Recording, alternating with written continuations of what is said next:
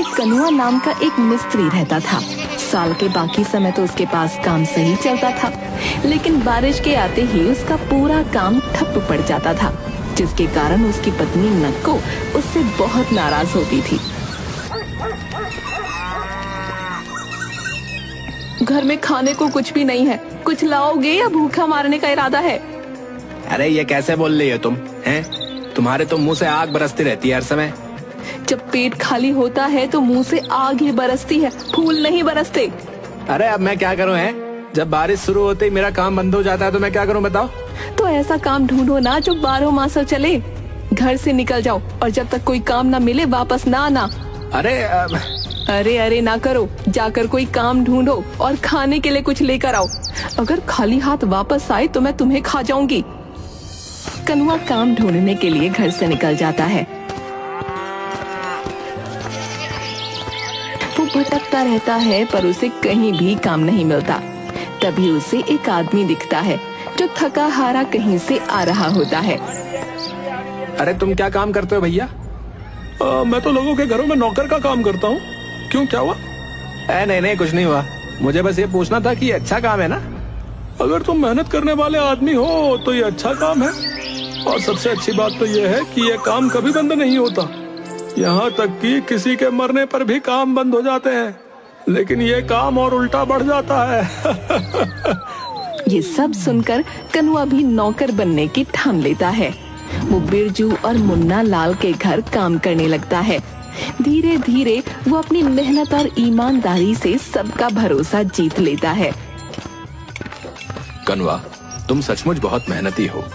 तुम्हारे बिना हमारा काम नहीं चल सकता। धन्यवाद मालिक, ये तो मेरा कर्तव्य है। बिरजू के घर से निकलकर वो मुन्ना लाल के घर जाता है। कनुआ, तुमने हमारे सारे काम बहुत अच्छे से संभाल लिए हैं। तुम्हारी वजह से हमें कोई चिंता नहीं होती। धन्यवाद भाभी जी, आप खुश तो हम भी खुश हैं। इन दोनों घरों में ईमानदारी से काम करने से उसे तारीफ तो भरपूर मिल रही थी, मगर बहुत अच्छा पैसा नहीं मिल रहा था, जिस वजह से उसकी पत्नी अभी भी उससे नाराज रहती थी। अब तुम्हारा मुंह क्यों फूला हुआ है? दो घरों में काम करते हो और लेकर क्या आते हो ये जरा से सिक्के? इनका क्या मैं अचार डालूं? अरे जो मेहनताना मिलता है वही तो लेकर आऊंगा ना, या उनके घर में डाका डाल दूं? हैं? मुझे नहीं पता, कुछ भी करो, अच्छा कमा कर लाओ, वरना मैं अपने मायके चली जाऊंगी। कनुआ अपनी पत्नी से बहुत प्यार करता था, वो उससे दूर नहीं रह सकता था, इसलिए वो ज्यादा पैसे घर लाने के लिए एक युक्ति लगाता है। मालिक, मुझे एक बात कहनी थी। हाँ बोलो कनुआ, क्या बात है? मालिक, मैंने सुना है कि मुन्ना लाल साहब ने आपके कपड़ों की नकल करके उन्हें सस्ते दामों में बेचना शुरू कर दिया है। क्या मुन्ना लाल ऐसा कैसे कर सकता है? मेरे कपड़े की नकल? जी मालिक, ये सच है। वो कह रहा था कि आपके कपड़े अब नहीं बिकेंगे, क्योंकि उसने वैसे ही कपड़े सस्ते में बेचने शुरू कर दिए हैं। बिरजू इस बात से बहुत नाराज हो जाता है। इसके बाद कनुआ मुन्ना लाल के घर जाता है। साहब, मैंने सुना है कि बिरजू साहब ने आपके ग्राहकों को ये कहकर लुभाना शुरू कर दिया है कि आपके कपड़े तो घटिया हैं। क्या बिरजू ऐसा कैसे कर सकता है भाई? वो तो मेरा दोस्त जैसा है। क्या बताएं साहब, आजकल पता नहीं चलता कि कौन दोस्त है कौन दुश्मन है। मैंने खुद सुना है, वो कह रहे थे कि आपके कपड़े किसी के लायक नहीं है और लोग अब उनके पास ही आएंगे। मुन्ना लाल भी इस बात से बहुत नाराज हो जाता है। दोनों के बीच तनाव बढ़ने लगता है। कनुआ अब उनकी पत्नियों के बीच भी आग लगाने की योजना बनाता है। भाभी जी, चांदनी भाभी कह रही थी कि आपका पहनावा बहुत खराब है और आपकी चुनी हुई साड़ियाँ पुरानी जैसी लगती हैं। क्या चांदनी ऐसा कैसे कह सकती है? मैं उसे दिखाऊंगी कि असली पहनावा क्या होता है। बड़ी आई। भाभी जी, सरिता भाभी कह रही थी कि आपकी साड़ियाँ देखकर ऐसा लगता है जैसे कि मछली बेचने वाली की साड़ी हो। मुझे पता ही था कि वो मुझसे जलती है, जल कुकड़ी कहीं की। कनुआ ने बिरजू और मुन्ना लाल के परिवारों के बीच अनकही दुश्मनी पैदा कर दी थी। वो लोग एक दूसरे से चिढ़ने लगे। लेकिन जब दिवाली आई तो सरिता ने सोचा कि त्योहार के मौके पर दुश्मनी खत्म कर देनी चाहिए। उसने कनुआ से कहा, कनुआ, ये मिठाई मुन्ना लाल के घर दे आना और कहना कि दिवाली की शुभकामनाएं। ठीक है भाभी जी, अभी दे के आता हूँ। लेकिन रास्ते में ही कनुआ वो मिठाई खा गया। फिर जब वो चांदनी के घर पहुंचा तो चांदनी ने भी कनुआ के हाथ बिरजू के घर मिठाई भिजवाई। लेकिन इस बार कनुआ मिठाई को अपने घर ले गया। मैंने मिठाई भेजी, लेकिन चांदनी से इतना ना हुआ कि वो भी भेज देती। मुझे बड़ा ही शौक चढ़ा था दोस्ती करने का, पर सरिता इस लायक है ही नहीं। मेरी मिठाई देखकर थोड़ी शर्म ही कर लेती। अब आखिर उसने उन्हें धोखा देने का सोचा, जिसके लिए वो इतने समय से तैयारी कर रहा था।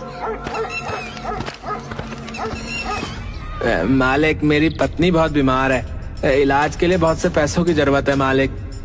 कितने पैसे चाहिए कनुआ? मालिक, कम से कम 50,000। ठीक है, ये लो, और पैसे भी जल्दी लौटा देना। जी मालिक, धन्यवाद।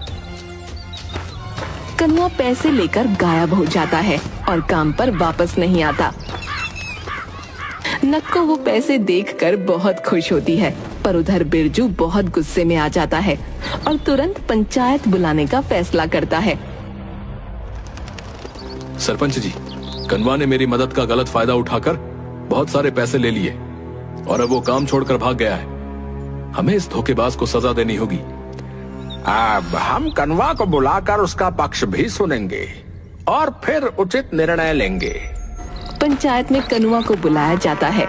वहाँ बिरजू, नक्को, सरिता, मुन्ना लाल, चांदनी और गांव के अन्य लोग भी मौजूद थे। कनुआ, तुम्हारे ऊपर गंभीर आरोप लगे हैं। बिरजू का कहना है कि तुमने उससे धोखाधड़ी करके पैसे ले लिए हैं और काम छोड़कर भाग गए। क्या ये सच है? सरपंच जी, ये सरासर झूठ है। इन्होंने खुद मुझे काम से निकाला था। इसी बीच मुन्ना लाल और चांदनी बोल पड़ते हैं। सरपंच जी, बिरजू हमेशा खुद को बड़ा दिखाने की कोशिश करता है। वो अपने नौकरों को हमेशा तंग करता है। हाँ, और बिरजू की पत्नी सरिता भी कम नहीं है।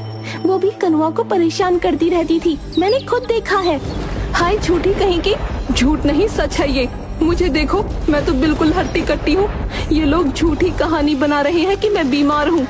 बहुत बड़े झूठे हैं ये दोनों पति पत्नी।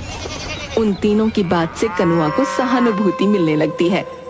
कनुआ के खिलाफ कोई सबूत नहीं है, बल्कि गवाह उसके हक में है, इसलिए कनुआ आजाद है।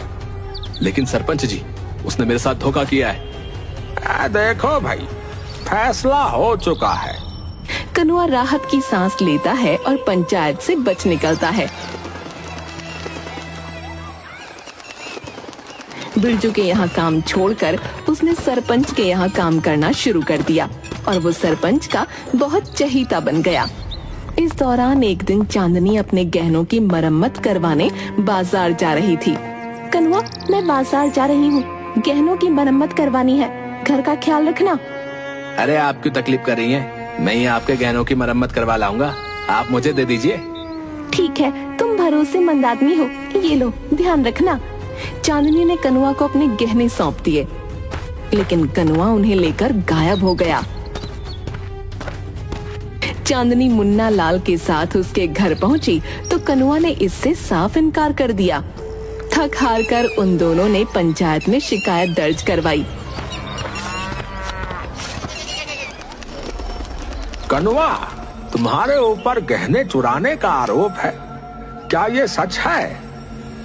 सरपंच जी, मैंने ऐसा कुछ नहीं किया है, ये गलतफहमी है। गलतफहमी? मेरे गहने तुमने ही लिए थे और अब झूठ बोल रहे हो।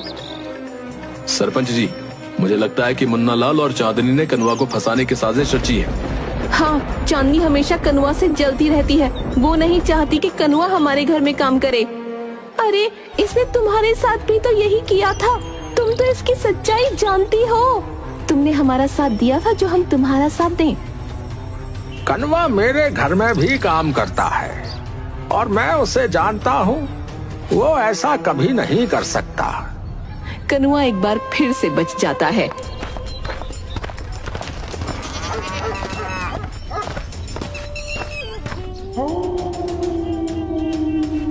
आपने तो कमाल कर दिया। अब हमारे पास बहुत सारे पैसे और गहने हो गए हैं। चलो अब हम लोग शहर चलकर रहते हैं। चलो चलेंगे, शहर भी चलेंगे, लेकिन उससे पहले एक बड़ा हाथ तो मार लो। एक ऐसा बड़ा हाथ? सरपंच के घर। कनुआ सरपंच के साथ धोखा नहीं करना चाहता था, लेकिन नक्को के बल देने पर वो राजी हो जाता है। वो कागज बनवाता है जिसमें लिखा होता है कि सरपंच की सारी जायदाद कनुआ के नाम है और उस पर सरपंच की मुहर लगवा लेता है। सरपंच जी, ये राशन का कागज है, इस पर जरा अपनी मुहर लगा दीजिए तो मुझे आसानी से राशन मिल जाएगा है। हाँ, ये लो। मुहर लगते ही कनुआ के तेवर बदल जाते हैं और वो सरपंच को घर से बाहर निकाल देता है। अब तू पागल हो गया है क्या कनुआ? है ये क्या कर रहा है? आपने अपने हाथों से अपनी सारी जायदाद मेरे नाम कर दी है। ये घर अब मेरा है, इसीलिए फौरन यहाँ से निकल जाओ, समझ गए? धोखेबाज कहीं के। इसका मतलब मुन्ना लाल और बिरजू सही कह रहे थे, तूने उन्हें भी धोखा दिया है। जाओ और जहाँ जाकर शोर मचाना मचाओ, मेरा दिमाग मत खाओ, समझे? अब सरपंच अपने लिए पंचायत बुलाता है, लेकिन बिरजू और मुन्ना लाल दोनों ही उसका साथ देने को तैयार नहीं होते। अब हम में से कोई तुम्हारा साथ नहीं देगा सरपंच, तुम्हें अपने ही कर्मों की सजा मिली है। सही कह रहा हो बिरजू, इस सरपंच ने हमेशा गलत फैसले लिए हैं। नहीं, ये समय लड़ने का नहीं है। अगर हम लोग आपस में लड़ते रहेंगे तो ये कमीना कनुआ हमेशा लोगों को धोखे से बेवकूफ बनाता रहेगा। सही कहा तुमने सरिता, हम दोनों के साथ जो हुआ सो हुआ, पर अब इस धोखेबाज को सजा मिलनी ही चाहिए। वो चारों मिलकर कनुआ के खिलाफ गवाही देते हैं। सरपंच अपनी बात भी सबके सामने रखता है और आखिरकार कनुआ को पकड़ लिया जाता है। ये कागजात अभी के अभी मुझे वापस कर दो, और दूसरा जो तुमने बिरजू के पैसे लिए और मुन्ना लाल के गहने हड़पे, उन्हें भी वापस कर दो, और अब तुम्हें आजीवन कारावास दिया जाता है। नहीं नहीं, ऐसा ना करो, मेरे पति को छोड़ दो। आपके चिल्ला रही है कमीनी है? ये सब तेरी वजह से ही हुआ है। ना मैंने तेरी बात मानी होती और ना आज मैं इस जगह पे खड़ा होता, समझी? कनुआ उन लोगों के पैसे, गहने और कागजात वापस कर देता है और फिर उसे कारावास में डाल दिया जाता है।